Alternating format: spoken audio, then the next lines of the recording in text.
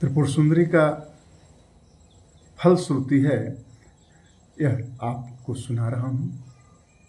आप उसे ध्यान से सुने। सौर धर्म संसद से मैं आचार्य शैलेश पाराशर।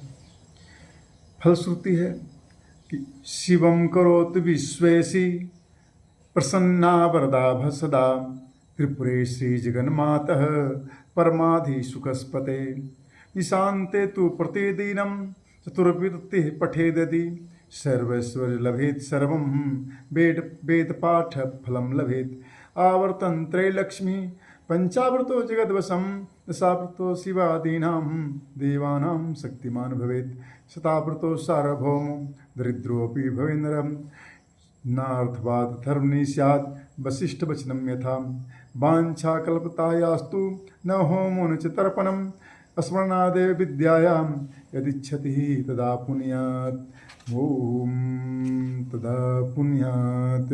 कहते हैं, हे त्रिपुर सुंदरी, हे जगन माता, हे अधिस्वरूप सुख की मूर्ति, हे विश्वेश्वरी, प्रसन्न रहने वाली वरदायिनी भगवती, मेरा कल्याण करो।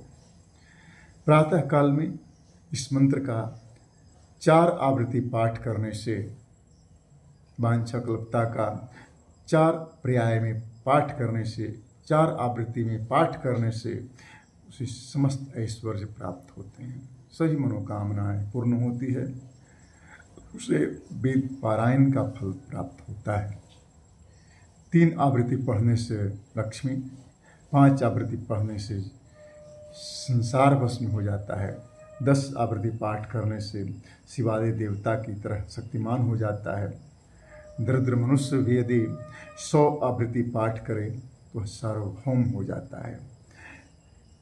अथर्ववेद में कहा गया है कि यह मंत्र सर्वदा सत्य है, क्योंकि वशिष्ठ ऋषि से कहे हैं कि अथर्ववेद में अर्थवाद सर्वथा है ही नहीं।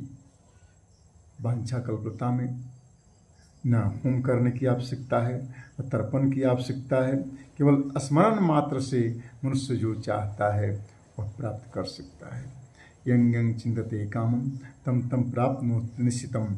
यदि न करे तो 108 बार पुनः जप कर उसका प्रायश्चित कर देना चाहिए। फिर कर्ता को कर्म करने का अधिकार प्राप्त हो जाता है तथा मूल विद्या का जप पुनः कर सकता है। इसमें कहा गया है कि साधक रात्रि में त्रिपुरा अर्चन करके नाम पारायण करता रहे तथा प्रातःकाल त्रिपुर मूर्ति को जप सुनाता